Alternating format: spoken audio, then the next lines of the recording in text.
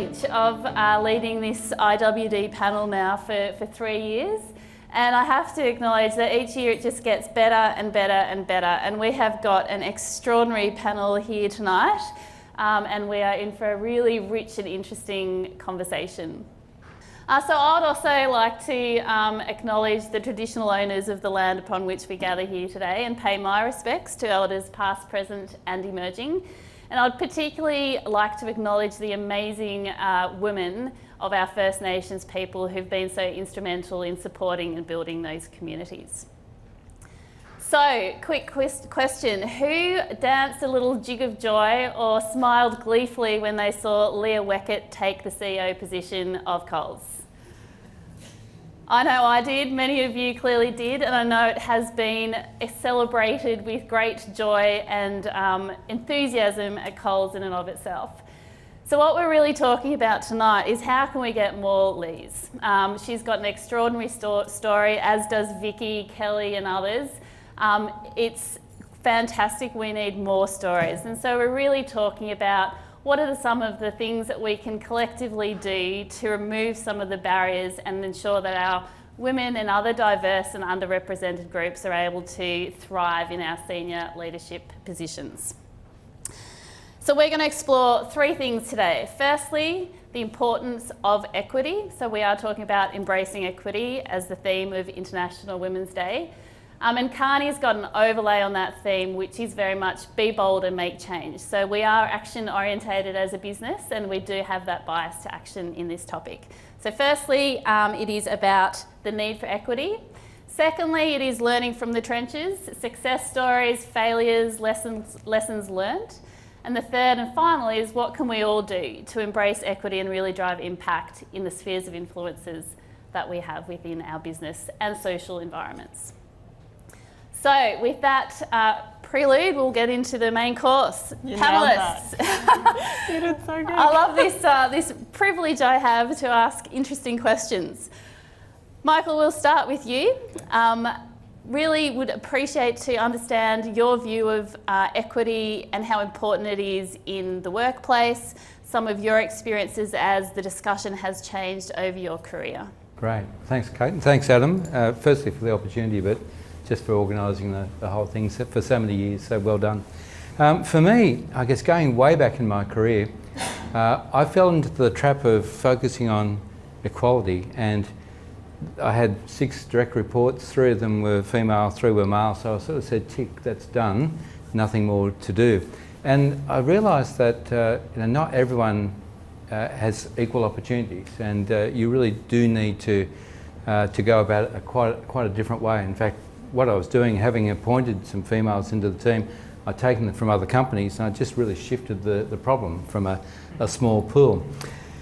I then realised that I was focusing when I was recruiting people on people's track records, what they'd done in the past, and so they ticked all the boxes and whatever. And I changed my focus to look at people's capacity to do the role that I was hiring for, as opposed to their achievements. And whether I used to think private school, great university, been a deputy, whatever. So obviously with that track record, perfect person. So I spent a lot of time trying to identify people, particularly females, who had the capacity to do the role that was in mind. And I even realised, we talk about bias, that when I was interviewing females and males, I actually asked different questions. It's probably hard to believe. So I've since made sure that I ask the same questions to all candidates, not precisely, but I tried to remove that bias. So as a result of that, it takes a long time. Adam, I think you mentioned 100 years. It's probably not 100 years, but I have spent a large part of my career identifying what I'd call talented females and mentoring and creating the opportunities and bridging that gap, which is the equity gap, as opposed to simply getting the numbers right, which is problematic. Yeah, oh, that's great, thanks. Paul, I'd be interested to explore the importance of psychological safety and mental health as it relates to equity and some of the structures that we do need to see in place. Yeah, no, thank you. And again, thanks to Adam and Carney for the event. It's great to be able to speak here. I come from an industry that has been traditionally very male dominated, so those environments are potentially threatening just in themselves. And we have seen, obviously, views and habits and outlooks change dramatically over the years, but we still have things that persist. Sometimes it's an unknown bias or an unknown environment that creates that mental health and well-being issue. Sometimes it's just the way that the culture has been developed. So we had a facility last year where very male dominated, our industry traditionally in the transport and logistics industry, but we've been really focusing on a program to get more and more women back into work. And particularly this facility, what I'd say is a bloke's environment, been there a long time, most people have been there a long time, and you know our female team members just felt it was not a conducive environment. It was the small comments, it was ignoring certain things or talking about, you know, blokey subjects without recognising that they were an environment, there were women there as well. And we got to a point where it did feel intimidating, but not, I wouldn't say purposely intimidating, but the environment had built up over so much time they didn't even realise it was being intimidating. So we actually got the whole team together. We then had some of our brave team members, female team members, stand up and talk about the things that made them feel uncomfortable. And then we had some of our male team members come up and actually explain that they didn't even realise they were doing it. You know, this has been done for many years. So it's a bit like talking about mental health. You've got to talk about the issue. You can't just, you know, ignore it. But also creating the right psychological environment where people can talk to a supervisor or talk to a manager about what may be, you know, an uncomfortable topic to talk to a man about. But we've got to educate and train our people to do that and make sure that, you know, every woman who works for Australia Post understands that we are trying to create the best environment, A, for them to thrive in, B, to have an opportunity to progress and be leaders in the organisation, but also that we clearly recognise that we're in an environment where, you know, it's male and female, and indeed some of the best opportunities that we have going forward as an organisation are going to be for our female leaders, but also even working with our union friends who believe the only decent job is a full-time job and saying, well, actually it doesn't work now for society, and particularly a lot of our women or men who want to have more flexible work. So it's a daily area of focus. And again, you know, as Michael said, you know, I've gone over the years thinking about the sort of view I've had and what I've been up in, but as you start to open your eyes and actually sit down and talk and hear feedback on what may seem something that's very straightforward, but actually creates a real barrier to success in creating the right environment for women. Yeah, no, that leads us to a great question, Kim. I know when we were talking in preparation for this, we had a very expansive conversation about that equity is hard. Yeah. And as I say to my children, nothing worthwhile should be easy. Yeah. But, you know, what are some of your thoughts regarding equity and what it takes and why it is harder? Yeah, I think going back to equity and equality, you guys showed, I didn't really understand what the difference of the words actually meant. And when we did the briefing, you shared this visual that I still think about when everyone's talking about it, which is there's like a tree and there's two people and they're standing on ladders.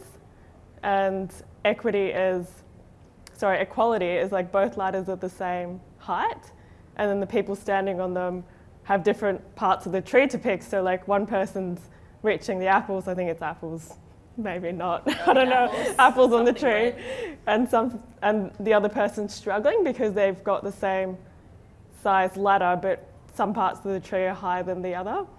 So that's equality, which is like you build the same height ladder, and equity is you build different height ladders to cater for different people, which I thought was like, I wouldn't have understood the word if you hadn't shared the visuals. I think the visual's super powerful. I think equity is much harder because you have to understand what someone's ladder needs to be like, which means you actually have to understand when you talk about capacity, you have to figure out what are they great at, what are they not great at, or what are their strengths and what are the gaps they need to fill, and then you have to actually help them work on the gaps to get to a level of equity, and that effort is so much harder than just doing the same thing for everyone. So inevitably it's going to be harder. Yeah, it's about trying to close the gap and give everyone an opportunity to thrive, and what that means for different people will vary. It's totally different. Yeah. And Holly, what are some sort of turning points you've seen in your career in this discussion, and what have you seen sort of work well, or how has the debate evolved? Yeah, look, I mean, I would also thank you and Adam for including me tonight, and also having a gender diverse panel, because it was interesting listening to you, Michael, thinking way back. I mean, I've had a long career, and so I really have gone through different stages as a woman in the way that I think about this topic. And when I think about my early days I was at Ford Motor Company, I think that first stage was just acceptance. I thought, this is the way the world is, it's not going to change. I know my mum's generation did a lot of work, but this is as good as it's going to get. And so when I was told by the guys I couldn't go to lunch with them because they were going with the bosses, older guys, and they were all going to go to the strip clubs, I was like, oh, okay, well, I can't go then, obviously, didn't want to.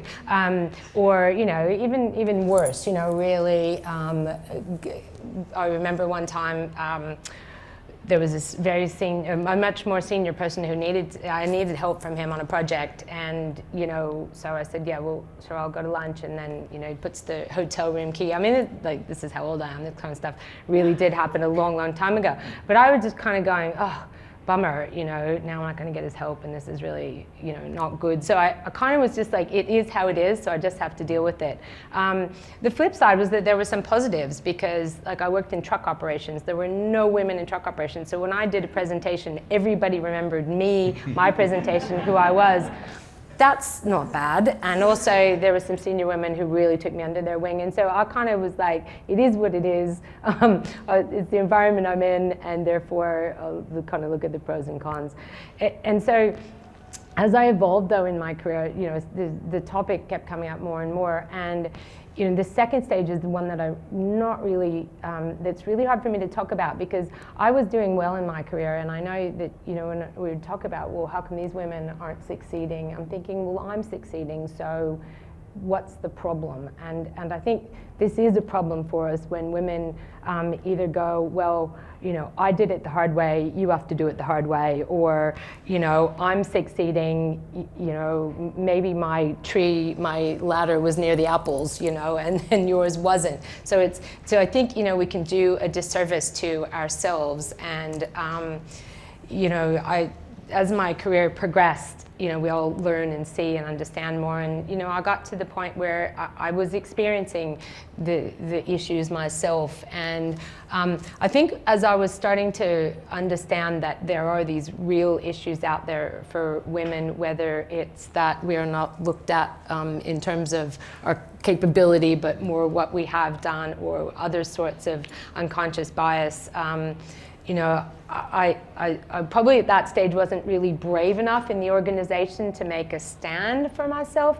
And I think the other thing was that I wasn't sure whether I was good enough. So I was not given the opportunity to interview for certain jobs. And I was hitting that glass ceiling for a whole raft of reasons. And I just wasn't sure if maybe it was me. Maybe I had kind of hit my capacity. So I think, it's just been a really interesting topic. I've tried to help and support women all through my career, but I think we do sometimes wind up doing ourselves and others disservice because it is a complex topic. It's not all that easy. And I think in the older days, it was much harder to sort of walk into a room and go, this isn't fair. We didn't have that psychological safety to stand up for ourselves. And we relied on men like these to actually help pull us through.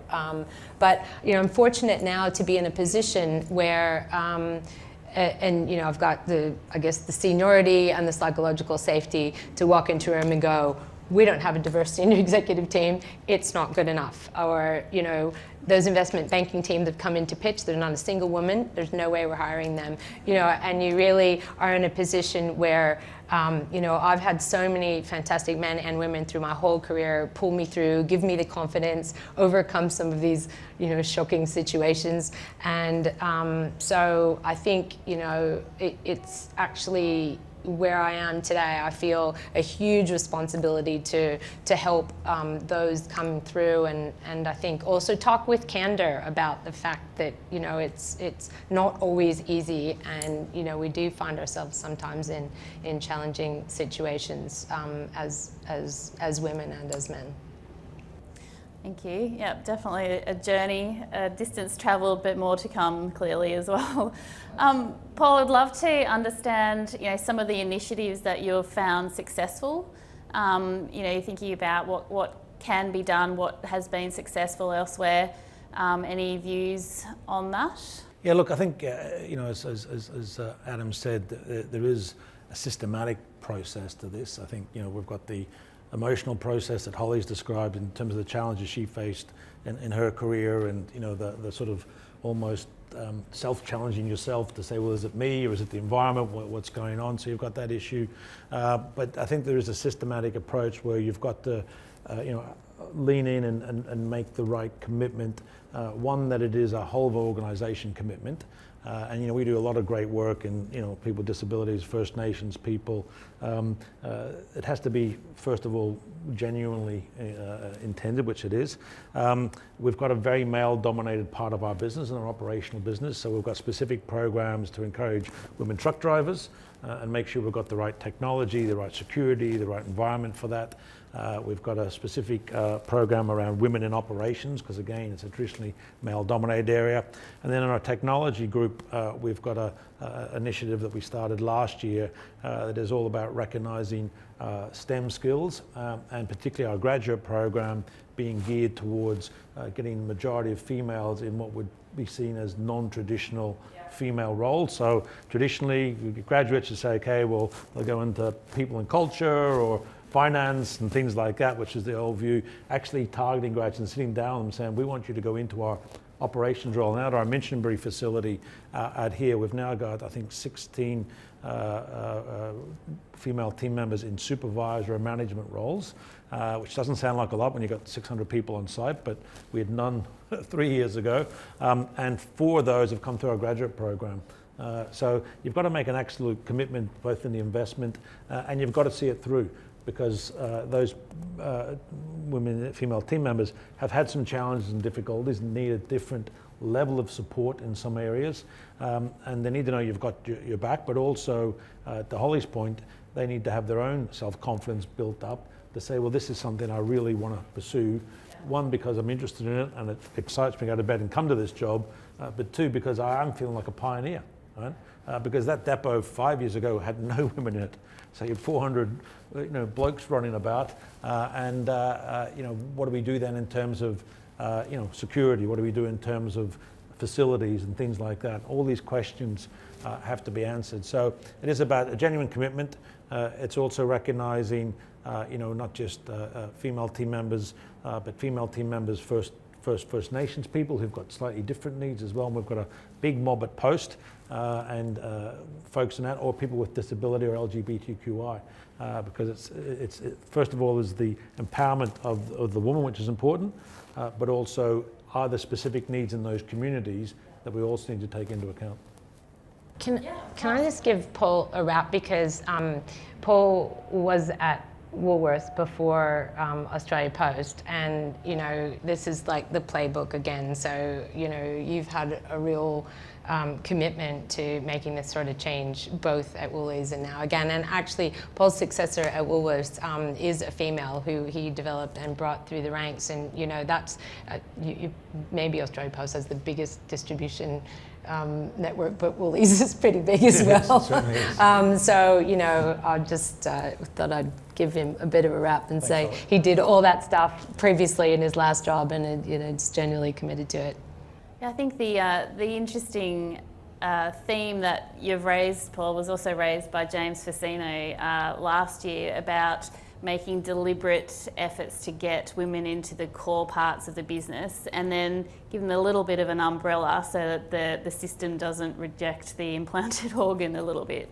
So yeah, very, very good. Kim, I noticed you had a very interesting LinkedIn article recently which addresses some of the thoughts that you may have in regards to what women need to focus on, what systems need to address in order to really push the equity and equality journey. So any thoughts there? And obviously, for those of you who don't know Kim, so Kim is the CEO of Mr. Yum, which is an amazing tech startup journey and lots of stories about funding for female founders, etc. Yeah. So would love you to pick up any of those threads, my friend. Yeah, for sure. Yeah, CEO of a software, like a VC-backed software company, which is I think technology companies are not often founded by females, and I think the stats around investor funding for females is also pretty shocking. There's some clickbait stuff, but I don't tend to read that stuff, and I don't tend to want to feed into it, so I won't say the numbers because they're not good. On Sunday, I started thinking about the week ahead, and have a bunch of things International Women's Day related, and it's a topic that I've been thinking about for a really long time, but I haven't put any pen to paper because it's one that is really complex, and you almost want to make sure you feel really strongly about a topic or a position before writing it. For a long time, I get asked a lot about how to get funding and as a female, and we raised over 100 mil for Mr. Yum in the last 2 or 3 years. It's a significant number. That's huge. Thank you. And that question comes up a lot, and then the question around how do you have more females starting software businesses and technology businesses, because at the end of the day, a lot of innovation and a lot of wealth is created in technology, and if there are not as many females at the top, then it creates even bigger wealth distribution for many generations to come. So it's important, even though engineering itself is a pretty male-dominated industry, we need to still try and figure out how we can get more females co-founding and being CEOs of these tech companies. And the article pretty much said that I think it boils down to a few things, but in particular, I thought a lot about this equity equality thing, which is to be a CEO of a tech company, and it may be the same for Australia Post or Woolies, I'm not sure. What skills does it take, and why is it always a guy? Like, what is it? Is it the confidence? Is it the capacity? Is it the skills? Like, what is it about that role that makes women not go for the role, or for other people to not put a female in that position? I mean, it's a little bit different because we're co-founders of the business, so you've got to come up with the idea. But then often, like, the male in the co-founding team gets put in the position of the CEO. And then the female is like the COO or the CMO. It's like very, very common. And often, sometimes they're even like token co-founders. So they've got like 3 co-founders and it's like 1 female. But really, like 95% of the equity sits with like the 1 main person. But they just do it for media and they tick a box, and it's very prevalent and super common. But the equity structure and the pay structure behind that is not equitable. And I think there's 2 things, which is like, as a technology company, to be the leader, you need to learn how to build the product. Meaning, like, I can't code, but I led product at Mr. Yum for 3.5 years. You need to learn how to build, like, how to have a product strategy for the thing that is core to your business, because that is the thing that you're selling. And I think a lot of women shy away from doing that because they're like, I'm not technical, I can't do it, like, I don't understand code, I don't understand software, so they don't like learn to build. And then the other thing is learning to sell. Like, I came from a consulting background, that's how I met Kate. When I finished in consulting, I had never sold anything. Like, I was a senior consultant when I left. I had like great Excel and PowerPoint skills, but like, to build a business, you kind of need to be able to bring in the money. Like, you need to be able to close a deal and bring in the revenue. And my co-founder, Adrian, who then became my partner and now my fiance, he like forced me to learn to sell. And without him forcing me to learn to sell, like teaching me how to close deals, teaching me rejections fine, like just keeping going, like I wouldn't have done it. And I think, and 85 to 90% of like C-level sales, commercial chief commercial officer, chief sales officer, chief revenue officer jobs are male. And so you've got this problem where like to build and to sell, they're all guys in the main roles. And of course that means that women don't take C-level or CEO roles. And so I think this thing around like the ladders, it's like we need to build a different ladder, which is what I need to, and I need to work on this with my other peers in the industry. I need to figure out how to teach more women to build and more women to sell, and I think then we'll get the confidence to take on the leadership roles. And it's like I think it's skill-based rather than all about opportunity or confidence. I think we need to learn those skills and then we can do it. Getting women into the core parts of the business and giving them the skills and opportunities to thrive. Yeah. I think one person actually asked me at a event the other day, like, if there aren't enough women in, like, say sales, for example, like, how do you get more women into? It's not something you go to a university to study, right? Like, you don't go to uni to study how to learn to sell. So how do you encourage it? I think one thing we do is we actually get a lot of our customers, so people who work in hospitality end up wanting to work at Mr. Yum, and often we put them into sales roles even though they've never had sales experience before, and it's because they've got personal experience of what the product did for them, how they implemented it in the venue, how it actually made the guest experience better. They've got all these genuine stories, and so we almost, like what Paul was saying, you kind of have to nudge them in the direction of a role that maybe they wouldn't have thought that they wanted to do before. Oh, that's a great point. I know, I was going to throw to you, Michael. I know thank you so much. Yes, please do. Thank you. Can we give a round of applause for Paul? Thank you very much. Michael, you've got a very strong track record and an amazing brand in regards to some of the initiatives that you're successfully rolled out, and it does pick up on this theme, how can you put women in the first instance in roles that they may not have applied for initially, and how can you foster that kind of environment so that they can thrive, or any other initiatives that you've found being successful? I think you're almost referring to what's called intersectionality, which I'm not that familiar with, but I'm aware of. Maybe that's a topic for next year, which is fascinating. Let me make almost a controversial comment. It's not meant to be controversial, but I actually think success will be when a female can go into a very senior role and we don't feel the need to celebrate it, which sort of sounds like a bit of a backhanded comment, but it's well intended. That if we get to that point where it's not unusual, and we just sort of say, well, that's everyday life, then I think we will have succeeded. And the faster that can come, the better. But for me, it's about actions rather than words, and serious injection of effort to fill those gaps and to build the bridges and how to make the ladders taller, to use your analogy from that cartoon. And that's hard to do. You can't do it by just putting a training course in and saying, everyone in Kearney's done a half-hour training course, so we're well on the way. It means a lot more than that. But it's really also the behaviour of people is sometimes quite unsatisfactory. If I think about success and failure, and I think about our senior leaders in this country, there's probably an even share of successes and failures based around gender. Unfortunately, when it's a female that actually does poorly, I quite often hear people talking socially saying she was over-promoted, she was only put in that role because she was a female, and this is what happens.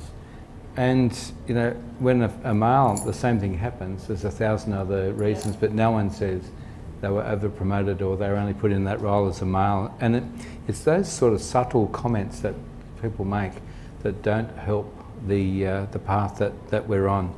And it's just so important to this concept of fairness. That's a big part of equity, that comes along. I've got 5 sons, and which I was going to say it's unusual. It's probably not unusual, but I get to sort of use them as a bit of a test base. And one of them said to me last year, they said, my boss said to me, there's a promotion happening, said to him, you're clearly the most capable and the person that should be getting the role.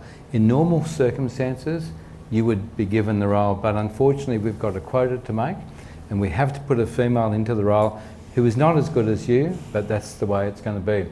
So that's a great way to achieve equality, because obviously the numbers are growing and the quotas are being ticked, and someone probably got a bonus as a result of that, but it's not fair. So when we talk about fairness, it has to be sort of fairness for everybody that's participating in the process. And if that is done well, then you also then get people being put into roles where all stakeholders are supportive and behind that person.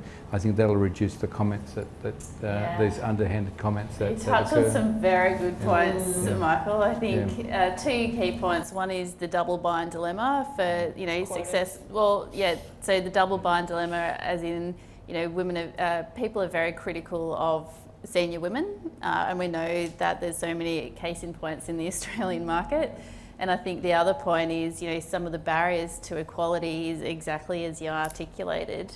So, I think Pandora's box is open. Let's pick up some of those things. I don't know, Holly, any views on some of the barriers to equity? Yeah, look, I mean, as per my previous comments, it's a topic I've thought about for a long time, the whole of my career.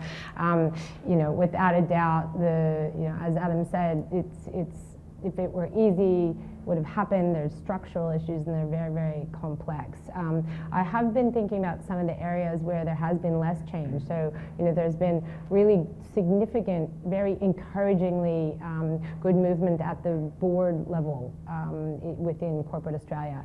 Much less so, obviously, at the CEO level. What is it about the nature of CEO roles?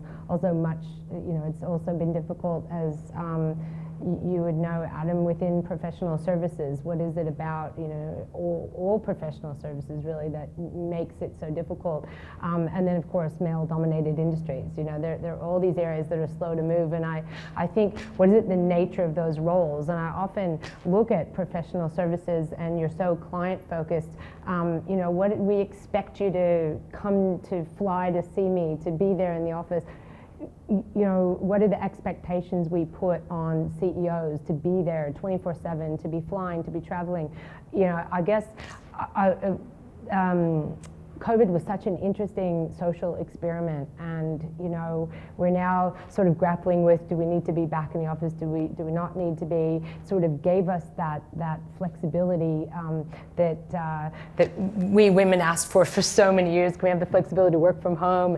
And then all of a sudden we're all at home, and then the sort of anecdotal says that women wound up picking up, the greatest share of responsibility at home. We're like, oh God, when will we ever get all of this right? So I think there's we really need to challenge some of these structural kind of expectations that we put on ourselves and organizations. I was talking to someone in consulting who was like, no, I've got to fly off to Melbourne, because I've got to be there for that meeting. And I think it's the nature of these sorts of roles that make them very difficult, because truly, if you want to be a CEO of an ASX 100 company, that takes a very big toll on your family life, having kids and wanting to be present. And so we haven't gotten to the point yet where it's an easy trade-off to make.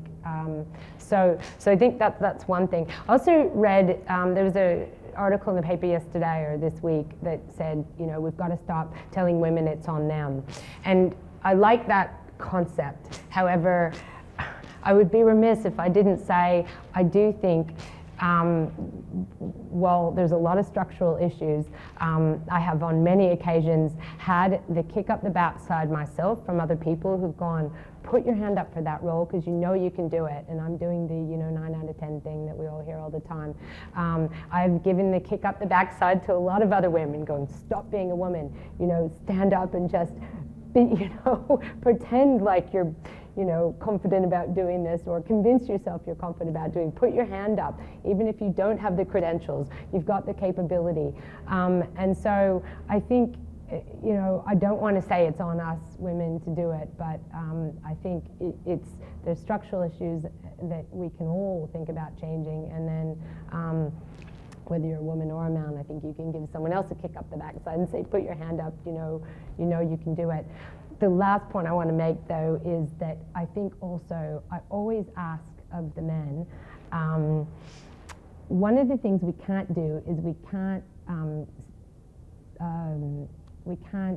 speak up for ourselves when we're not in the room. And so I always look at the guys and say, what do you say when you're in the room with all the guys and they're making comments like the ones you said, Michael, or, you know, they're going, oh, we've got to be, you know, pushing these women through. You know, do you kind of just sit there, or do you actually speak out on our behalf? And I know speaking out on our behalf is hard. I spent most of my career sort of afraid myself to do it. So I think we women can play a part, but I think the guys can play a part as well. You know, structural issues aside, they're big, they're hard, but there's everyday little things that we can do as men and women, I think. Yeah. No, I think that's a great point, and it is hard, and I think, you know, you touched on some of the challenges, you know, that there are people that might feel that there is a loss that comes with equity, that it isn't fair. You know, and it'd be interesting, Kim, I know you've implemented initiatives successfully at Mr. Yum, and I'm sure you've sort of had to navigate that, you know, sense of loss or fairness in regards to some of those initiatives. Love to hear about how you've managed to get that through, and whilst taking everyone on the journey. Yeah, it's actually particularly challenging when you're first starting out, because you don't have a brand, so you can't really like put an ad up and expect people to apply for the job, because they're like, who is this company? So then you're relying on networks. So the first person you bring in refers the second person, and then they refer their friends. So you have to be really careful to make sure the first 5 people are relatively diverse, and that way you end up with a group of 20 that are relatively diverse. And if you get that first 5 wrong, then you just end up with like everyone looking the same at 20, and then it's really difficult to correct from there. So I think the beginning was very intentional. I had a question actually, which when you were chatting, it kind of popped into my mind. Like, how common is it these days for like maternity and paternity leave to be the same in corporate? Well, like of your companies, do you get the same maternity and paternity leave? My stepson, you know, is in professional services, and they have an equal policy. And he did take that paternity leave, and it was at a time for his wife where it really was actually important for her to be in her job at the time. And you know, I was really so proud of him for doing that. But again, it's that, you know, do we expect someone to come? We expect men not to do that, and I think that's, you know, there's structural issues, but there's just these societal, attitudinal, and I think we can change those. You know, it's each one of us just being more mindful or conscious of the unconscious, and trying to celebrate. You know, at first I was like, really, Tim, you're gonna take the, and then I stopped myself and like, oh, good on you, that's just so awesome. You know, I think that's really important. Yeah. I think we're like a relatively young team, so when we first started, most people didn't have kids, and we started 4 years ago. And if you join a company like a startup, you don't join and expect to have kids within the next 12 months, because your life is crazy for like a long period. And now we're actually getting quite a lot of our senior team starting to have kids, so it's a conversation we're talking about a lot. We have like 16 weeks maternity and paternity leave, and one of the things we did recently, which we actually haven't like publicized this, but we had a female in our team who was our head of strategy and operations, and it's a really difficult role to replace. And she actually fell pregnant 5 months after starting her job, and she didn't expect it to be that quick. She was just like, whoa. And so as soon as she found out, she told us, like told Adrian and I, and she'd worked in really hard her whole career to get to a certain point, and she was super nervous about having to take time off, because she had only been there for 5 months, and she was like, I'm just getting going. I'm like, I've got so much momentum. If I have to take time off, like, what do you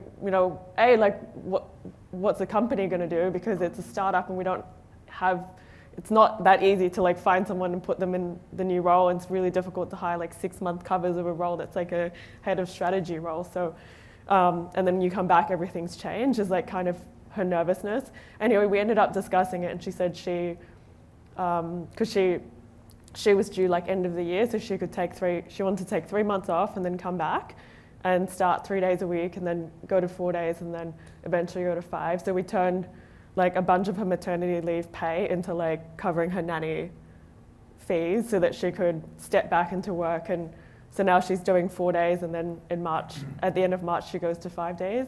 So I think it's just like levels of flexibility around the, like, I don't know what the term is, like the main carer, whether that's the guy or the girl, like it's not relevant.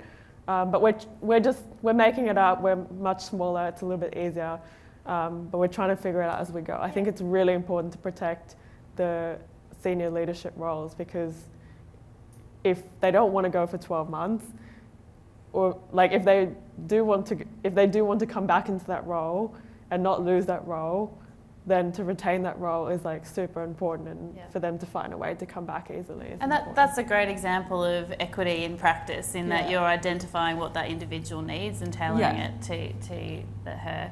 Yeah. I think, Michael, I know we've sort of got 10 minutes or so left. We're talking a little bit about, what can we all do to embrace equity? And I think it is really hard, and I think some of the discussions we've had has highlighted it. It is about what do you say when you're in a situation where the merit of an individual is challenged? What do you do when you're in a situation, Alison Watkins has got a great quote, equality will be when there are as many ordinary women in senior leadership positions as there are ordinary men. How have you navigated that as a senior executive, Michael? What conversations have you had? How do you gently take everyone with you whilst making sure that the merit is not questioned? Yeah, it's the old story of leading by example, I think, is reasonably true. Although I think it's possible to have pockets in an organisation where things aren't working so well, but the organisation generally can succeed on the equity issue. But I'd hate to think that people were doing this for all the wrong reasons, because the board had set targets or those sorts of things. And I think if we have leaders that are passionate about the topic and are willing to commit a lot of time to it, then the results come. And I mentioned before about actions versus words. That is, I think if I was going to just say one thing today, I think that would be the trick, because you can say a lot about achieving it and promote the ideas, but if you're not doing it yourself and the organisation isn't doing it, then it's going to be 100 years before we see the change. But you mentioned before we've had success at the last couple of companies I've been with, and I've personally been like a talent scout, and I've met with, not my direct reports, but when I was an executive, I'm not now, but no, not my direct reports, but the next level down, I used to just do lunches with 12 people at a time, and I'd meet everyone, and in that case, the most recent case was probably 300 people. So over the course of the year, I basically had lunch with 300 of the up-and-coming superstars, and I just identified people, and many of them were female, and encouraged them. And what did you say? Kick up the backside or whatever? Sometimes. Or a nudge. And a nudge. And typical to all the academic books.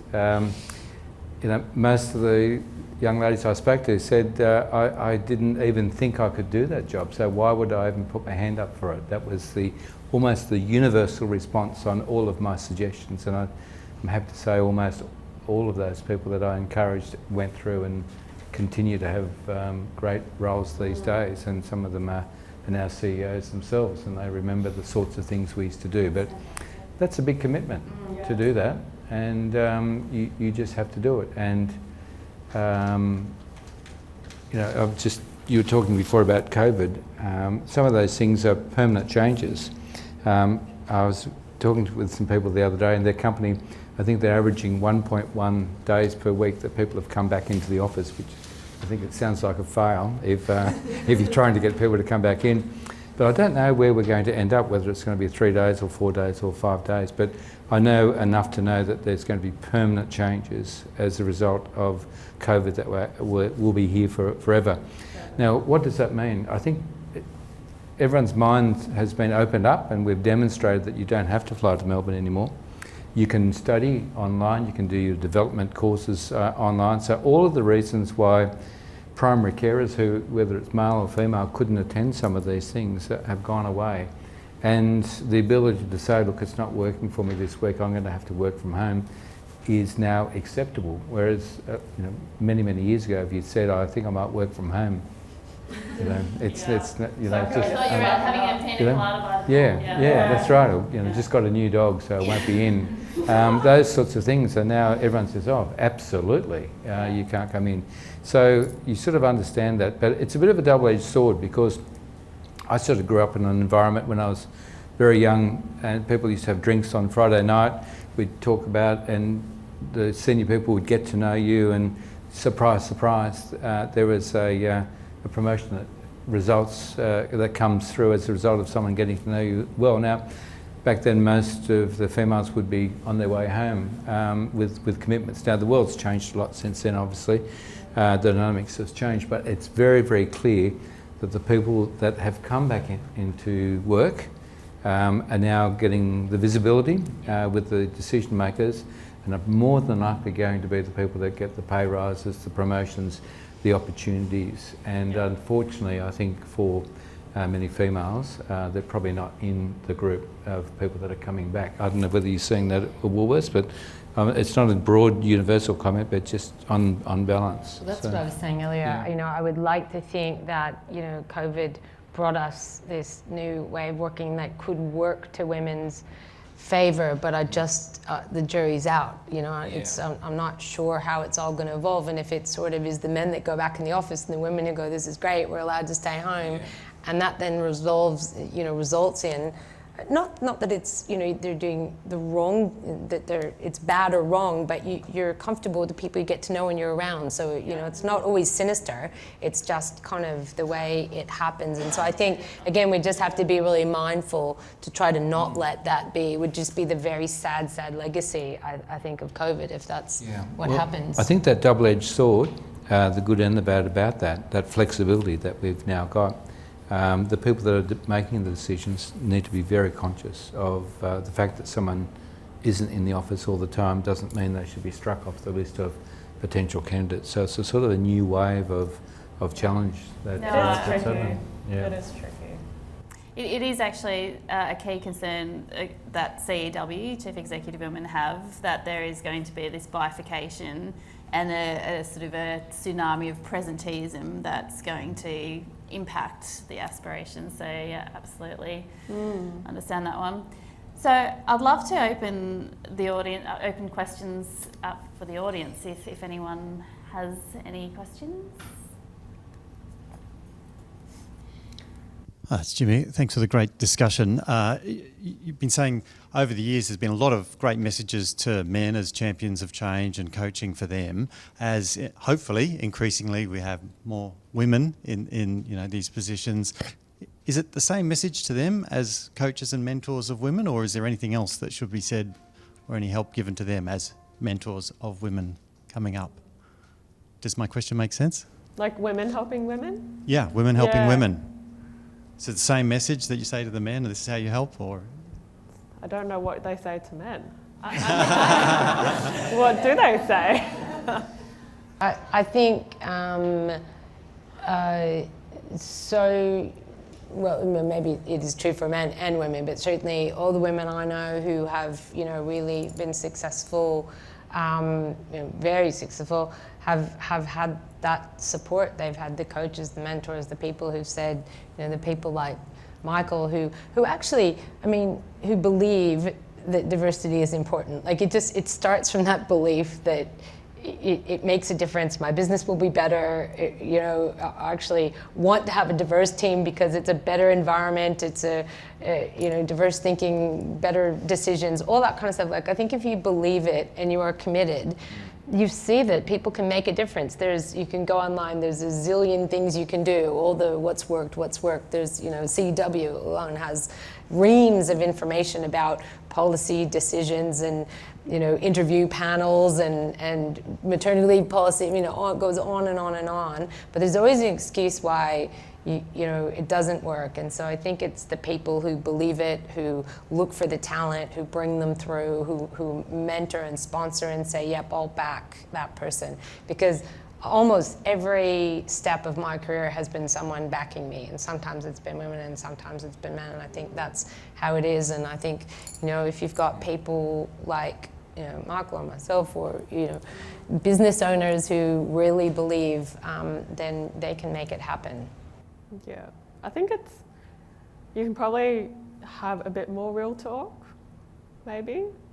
I pretty much only have coffees with female founders now, because there's heaps of other guys to talk to all the other guys, and and if I get a message on LinkedIn and it's like a founder earlier on in the journey and they want to just have a coffee or whatever, I pretty much only say yes to females because I feel like it's responsibility to spend some time with them. And I think a massive part of it is setting the expectations. A lot of it's around capital raising, and this is what always happens. They're like, but I can do this with 500 grand, right? It's like they always aim for a really low number because they think if they aim for a really low number, then they can more easily raise that capital. But if you're going to raise money, then you're going to expect yourself to compete on an Australian stage and then eventually a global stage. And then the guys are going out there with competitive products, trying to raise $2 million instead of 500 grand. So you've just set yourself back 4 times, and now you've got a 4 times more difficult mountain to climb. So I think often the role of when we hear that staff as a female, our job is to reset their expectations to expect nothing less than what a guy would expect going into the same situation. Yeah.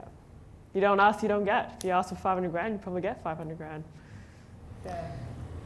I think when you're looking for a mentor though, my advice would be to get a range of mentors and have a fair representation of and gender is one of the things for consideration, but there's probably a lot of others as well. I've learnt a lot from people in surprising positions and roles over the years. So one of the reasons I enjoy mentoring people is I think I feel like a bit of a fraud because I get a lot more from them than they get from me, but it's good. Any other questions? Yep.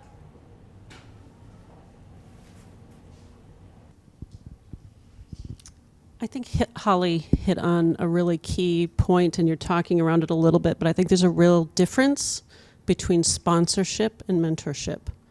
And I'd like to hear you sort of answer that, and sort of what is the obligation on the individual and the woman to seek real sponsorship and not just mentorship, and then those of us who do have power in the organization to recognize that sponsorship is part of potentially that change. Yeah, look, I mean, the sort of technical difference, I guess, is mentor is someone that can give you advice and you can go to for advice, whereas a sponsor is someone who is a real supporter of yours and will put their neck on the line to back you into. I think it's a matter of degrees. And a sponsor, I think, would normally have been someone who's worked with you, who can vouch for you. And I think, and I feel awkward kind of continually putting it back on us that it's what we need to do. But the structural issues aren't just going to fix themselves. So maybe it's a both. It's an and. And I think One of the things that I learned much later in my career that I do think is potentially a gender difference, I don't know, you can correct me if I'm wrong, but that concept of networking and building those networks and keeping those networks strong. So, you know, if you work with someone who you worked with really well and you go to another company, you know, making the effort to keep in touch with them, have a coffee every 6 months, you know, that could be someone you could use as a referee. That could be someone who in 2 years is looking for someone at this level and goes, oh yeah, I worked with her, she'd be great. And so I think it is a two-way street. You know who your sponsors will be. You know who people who think that you've done a great job. And I think putting effort into building that network and keeping those sponsors around and keeping you in mind, it pays dividends. Like you just, like I could never imagine. I thought when I was in my middle stage of my career that staying in the office and working hard was what was important. But you know, the guys would often go off to lunches and do things. I go, oh, slack. You know, they're off going to lunches while I'm here working really hard.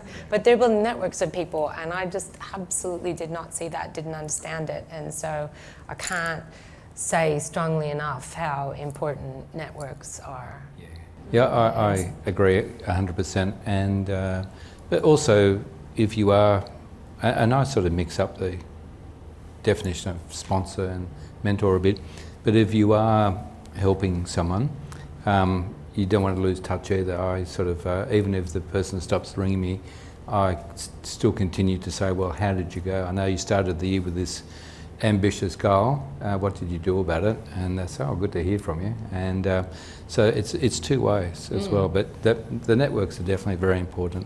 And I'm sure all of us get phone calls from various places saying, do you know anyone that could do a job like this? And it's fantastic to be able to put a couple of names on the table and see it's successful.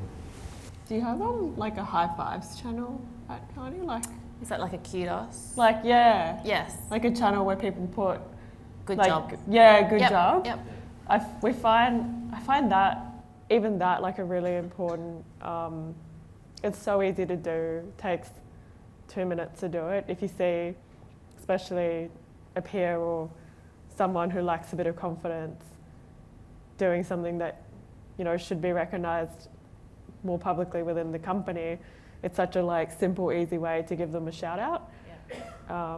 And we end up using that for performance reviews too. Like all your shout outs get aggregated because it demonstrates that it's like teamwork and not just one person's view, which is your manager's view, but it's like a bit of a collective view. But I think that's something women can do for women. Each other, Yeah. Yep. Simple stuff. I think the other initiative which has worked well just in regards to networking, and you know, a lot of the research shows that, you know, the networks, the business networks are still predominantly male, and one of the initiatives that has been successful is this +1 initiative. So, you know, for champions, as you articulated, to say, okay, I've got this business meeting, you know, yes, I'll take Bob, but I might take Brenda as well. Sorry, terrible names. Just top of mind, really. So, you know, to try and give the individual the opportunity to expand a network, and that has been really successful elsewhere. Yeah. Any other questions? Yes. View on how we address the unconscious bias, because I guess everyone here is converted to some extent, that's why we're here, but it's the people that are not in the room that are the people that, you know, perhaps have the unconscious bias that we need to address, because there's always been talk that you need to, as a woman, fit in, or you need to behave more like a man to get the promotion or to get the next level or to get the higher salary. So I'm just interested in how do we address the unconscious... Sorry, you just triggered me. We do not need to behave more like a man. But yeah, exactly. I understand. Yeah, I think I might actually ask you, Holly, like how have you addressed situations where there has been bias either to yourself or to someone else? And it is, we assume positive intent, we assume it's just that unconscious bias. Are you... Yeah, well, I mean, going back to my first answer, it's changed over the course of my career, you know, with my own confidence and belief. So, you know, probably many times I haven't said anything. I've let it go. You know, met up with my female colleagues later and had a huge whinge about it. You know, what about when he said that? And what about when, you know, I said it and 2 minutes later, that guy said the same thing and it was a great idea. I mean, you're like, oh my God. And so, you know, like, and actually it's just a mindfulness a mindfulness and a confidence to say, oh, that is a great idea. I actually did just mention that myself before. And you know, sticking up for yourself. We do it for each other in the boardroom. I go, no, she said that earlier. And you know, we look out for one another, and we call it out. And actually, there was an instance the other day where a very well-meaning male colleague, we were talking about a woman who was on maternity leave, actually, and he was saying, oh, you know, we really want her back, and he was like, no, you know, this is her first child, she needs to have that experience, so we must tell her she cannot come back, she has to stay home with that child, so, you know, we don't want her feeling guilty, we don't want her rushing back, she must stay home with the child. And I was like, whoa, excuse me. I said, I did not like staying home with my child. I wanted to be back in the office. Let's say it's her decision. Let's just, you know, and he was really well-meaning. He really was. And I felt a bit bad, actually, because I didn't mean to embarrass him. But he was well-meaning, going, she shouldn't feel that she has to come back. And that's really meant the right thing. But by the other token, we can't tell her, don't come back either, because it's her choice. And so I think, look, and, you know, I tried to say it with humor, but just always reminding myself to say something when you're in the moment, and to, you know, hopefully say it in a supportive, nice way if you can. But it's just those little things over time, I think, because how do you turn a non-believer into a believer? I don't know. I haven't like figured out the formula to you know, changing every man or woman who's a non-believer. But I think you just can do little bits over time, and certainly speak up in the moment. And that's why I say to the guys as well, gosh, when we're not there and all the guys are having to go, please be the brave one who stands up for us. It's also really powerful when the allies say something, you know, and so sometimes, you know, if you're in the situation and you don't want to call it out, asking someone else to have a quiet word with so-and-so, or, you know, and I mean, Adam, to your credit, you do a great job in this. So, you know, how can the allies play a big role in? Yeah, well, it's funny because if it's a conscious bias, you know about them. So if it's not conscious, then by definition you don't know. So if you're doing training, you're reading it, you're going down the list and say, that's not me, I would never do that, I would never do that. So it's absolutely useless. So you really need to have an honest person that's going to say, hey Michael, what you just said was disgraceful. And you say, why? You know, what's wrong with that? And then have it explained to you. Then you go, I hadn't thought about that. So that's the best way to learn. There is a knack. There is like a knack for how you like catch people out without making them too scared to say anything in the future. Like, you don't want them to like pull back to the point where they're just not even here because they don't even want to participate because they don't know how to behave. It's almost like you want it to come across like you're kind of kidding, but you're not really. I think that's when the allies are really important. Yeah. I know Obama, he had the whole structure in his office, which was an amplification. So if a woman said something and someone else heated, then he actually intervened. Yeah. Just a very practical suggestion. In our company, when we do annual performance reviews, HR usually takes the lead and they list the most common unconscious biases that exist out there. There are about 8, I think, that we call out. And then they encourage everyone to say it out loud, which unconscious bias they're afraid to have the most or they observed recently, before we actually start the whole conversation about assessing people and, you know, talking through them through the cases. And what I noticed over time, it first makes you think about it a bit more in a kind of your day-to-day environment. And then also, when it comes to promotions,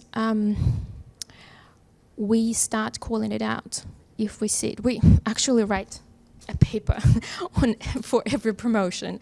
It's a bit, a bit over-engineered, if you ask me. But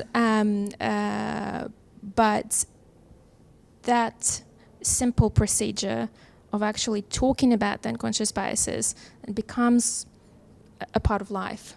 And I heard someone call it out and then we actually may potentially have unconscious bias in here in this specific case, and it was outside of the normal performance evaluation cycle. It was in the promotion conversation. So it was just a very simple technique led by HR, but anyone on the team could actually, start that process. Awesome. We've probably got time for one more question. Any burning questions in the audience? No? Lenny? Looking at you. I didn't plant it. I just established eye contact. I'm just wondering, there was a bit of talk before about how equity is a systemic issue. Are there any systemic ways we can fix it, given, I guess, a lot of the things we've been talking about, equity, it responds to each person's need, and it seems to be on a case-by-case basis. So how do we come up with a systemic response? Good question. I think, one thing I think about a fair bit is, I think pay difference ends up resulting in, at some point, you're trying to decide who's taking some time off to look after a kid, and it's typically the person whose income is less, because then your combined family income is less affected.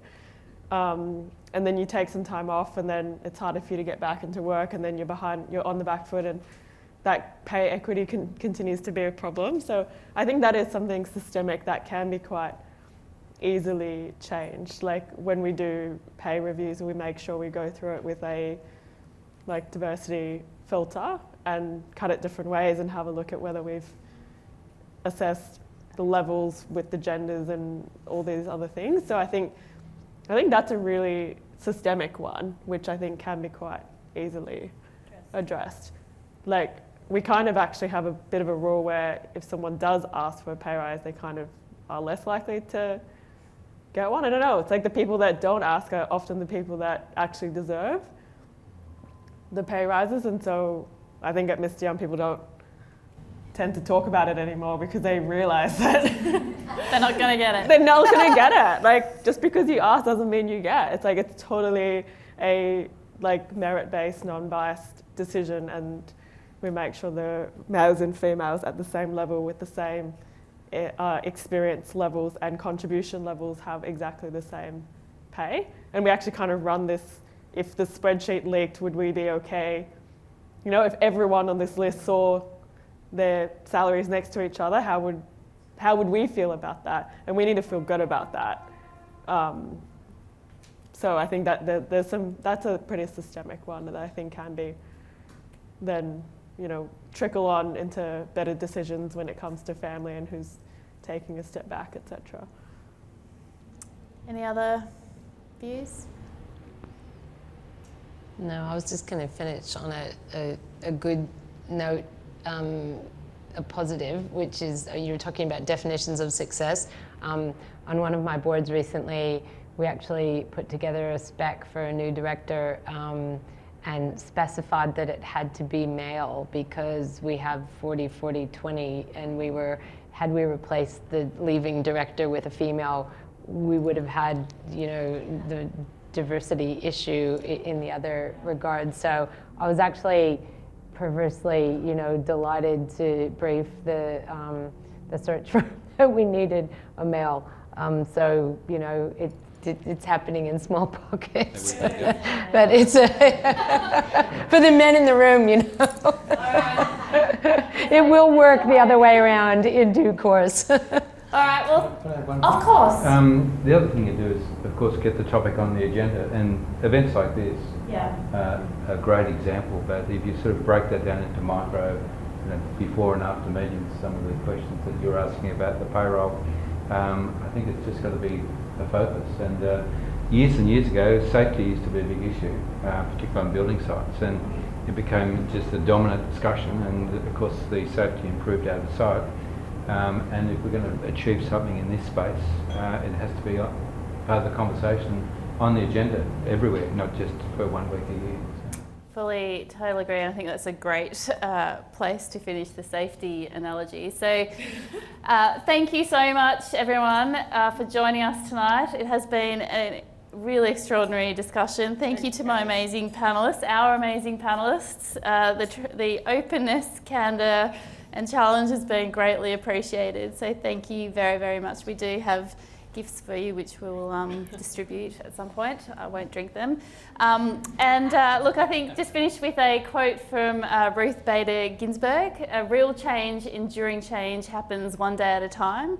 And I think if we can collectively take this discussion and pull out any nuggets and influence our networks and the people that are in our spheres of influence, I think we'll be one step forward. So thank you so much for your time. And again, thank you. If you can all join me in thank you.